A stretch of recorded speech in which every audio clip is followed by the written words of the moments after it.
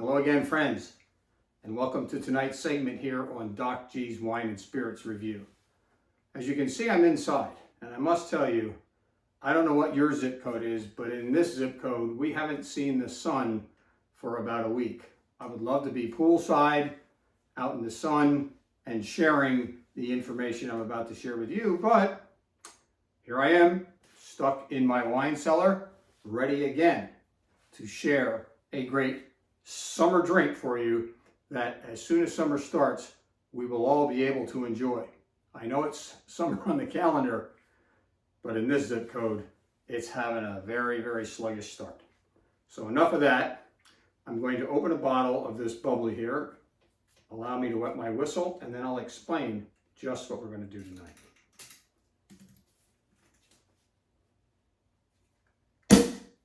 You know I love that sound.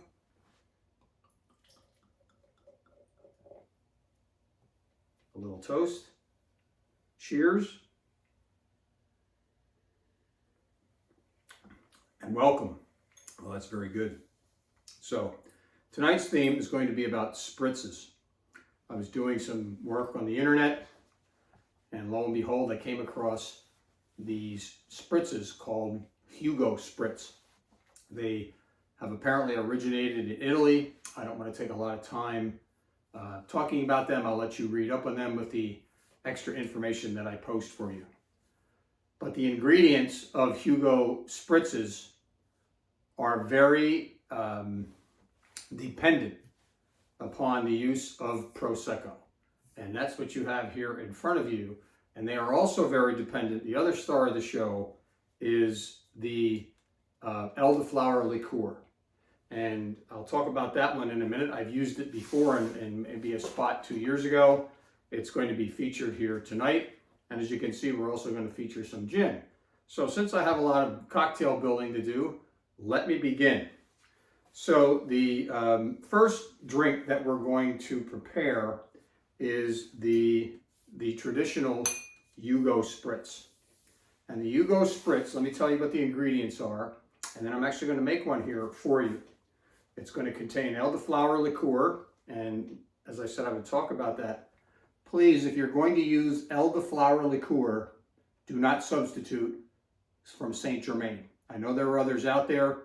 I can tell you, I tried to save some money, and I think I still have the bottle of the other one that just does not measure up. Saint Germain is the A++ of the elderflower cordial / liqueur world. Do not, and how could you not want that beautiful bottle? So that's going to be featured. Gin is going to be featured in one, and soda water, club soda, you can interchange them. You really don't have to worry too much about that. Are going to be featured in them as well, along with some ice.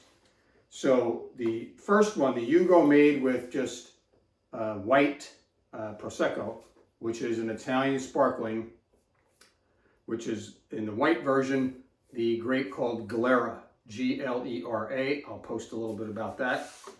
And in the rosé version of Prosecco, which has been finally approved, it's Glera, and then they throw some, as they call it in Italy, Pinot Nero or Pinot Noir into it to add a little roundness to the mix. They're fantastic. I've had a few already. So the first drink we're going to make is the Hugo, and it is going to go like this as soon as I empty this glass.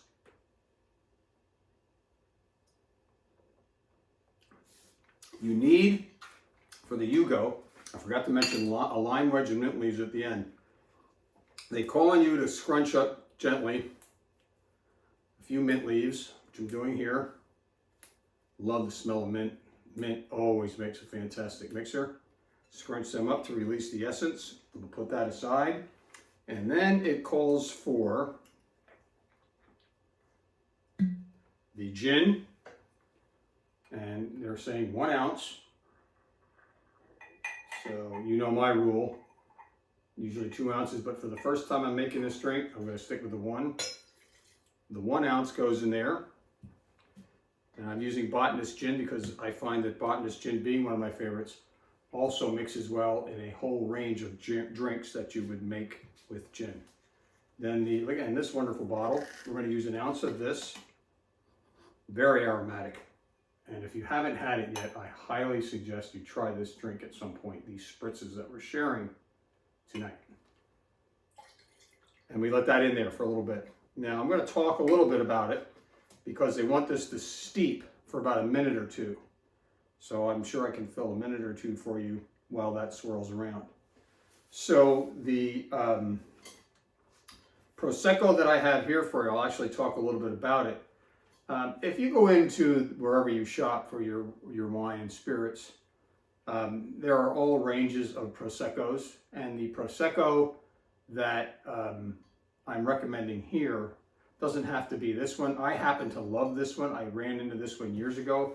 It's a little on the more expensive side, but you can just get your La Marca or Cupcake, or don't really worry about the brand.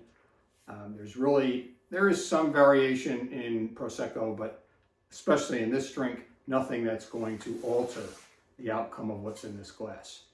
So the Prosecco becomes the main ingredient in this drink once this infuses a little bit. So I think that's a little bit of enough time there. So we're going to top that off now with some ice. And I do recommend using a wine glass similar to this one. And again, props to my son Jeffrey and his fiancee Morgan for letting me feature these glasses in these spots. So we got the ice in there. We'll give that a little spin. And it does then call for 1 ounce of the water, sparkling water. I lost my cup. There we go. Get lost on my own stage here. So we take, that's about an ounce of that. And then the final product, the most important, we'll take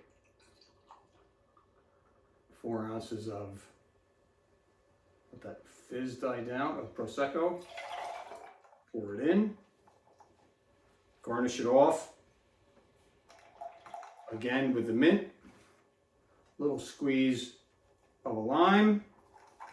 A little swirl. And voila. So, as I always tell you, I did not try this one in advance. I have had Saint Germain spritzes, but here is the first time on Doc G's Wine and Spirits, the Hugo Spritz.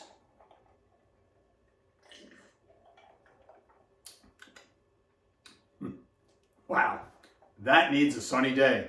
We aren't getting those yet, but we will soon. So when you get a sunny day, get yourself a bottle of Prosecco. Club soda's cheap, sparkling water, whichever one you can get. The recipe calls for sparkling. I didn't have any. Get yourself some Saint Germain. You can get a smaller bottle of this. Get yourself some gin and have at it. This is fantastic. God, I need some sun in the pool. All right, so let's take that one and move that aside so we don't have any unnecessary spillage. We'll let that shine in the light of day here. And we're going to move this Prosecco aside along with it. And we're now going to feature the Rosé Prosecco. Because the Rosé Spritz is very similar, and this is a Saint Germain recipe. I did find this one, but they call it the Hugo Spritz. So Hugo has kind of become the name for these Prosecco style spritzes. So what they want you to, in this one, you're going to have this Rosé Prosecco. You're going to have club soda again, mint leaves, lime wedge. Everything is the same. The only thing we're not going to pour into this one is gin. So this one will be a little lighter, probably a little bit sweeter.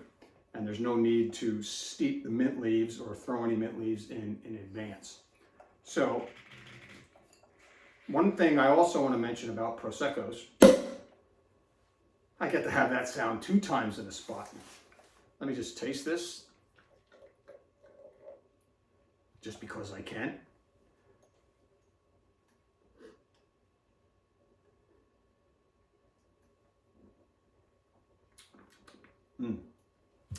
Another wonderful Prosecco. This one I just happened to pull off the shelf in the Chairman's Select at the PA Wine and Spirits. You will find, a couple of years ago you couldn't find Rosé Prosecco. It wasn't really approved by the area in Italy that approves it. So, and it's northern Italy is where these come from. So this recipe calls for, and I'm going to put the ice in first for this one, since we don't have to worry about steeping. As you can see, never enough ice. Always get it good and cold. So the next thing you need, only in this one, is 2 ounces of Prosecco. It's a little bit less volume of liquid in this one. We might have 3 there, so be it. So there's your 2 ounces of Prosecco, Rosé Prosecco, 2 ounces this time of your sparkling water. Always helps to just give it that extra fizz. We'll set that aside. An ounce and a half. I'm going to pump it up a little bit. I'm going to go right to 2 since everything else was a 2. So we're going to have a 1-to-1 ratio here. Just about 2, a little bit under it. Oops, a little spillage down the side of the glass there. No worries. We'll just wipe that off of there. And you need your mint leaves. We'll scrunch a few up. Fresh from my backyard, I might add. With all this rain, the mint is going crazy. So we'll scrunch them up, work them around. Mint makes every drink better. And then finally, a lime wedge. Voila, you have. This one is officially called, and I'll post the Saint Germain website for you, the Saint Germain Rosé Spritz, or the Saint Germain Hugo Rosé Spritz. And for the first time here on Doc G's Wine and Spirits, I present it to you.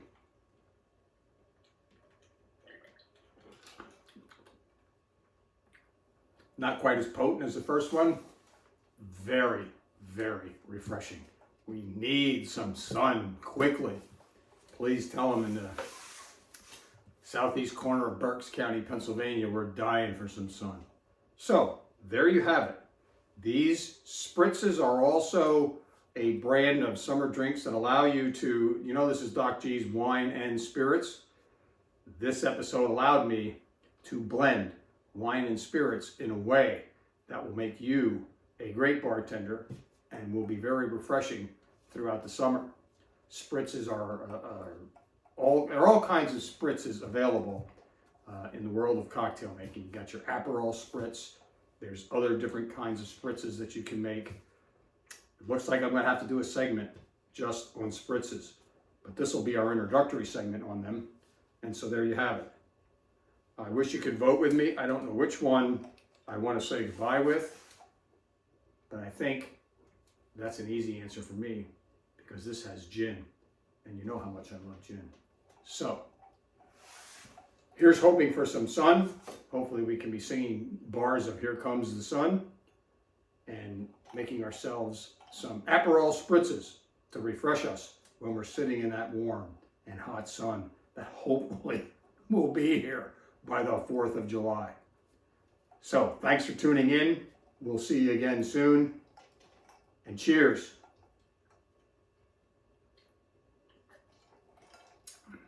We need some sun. See you again.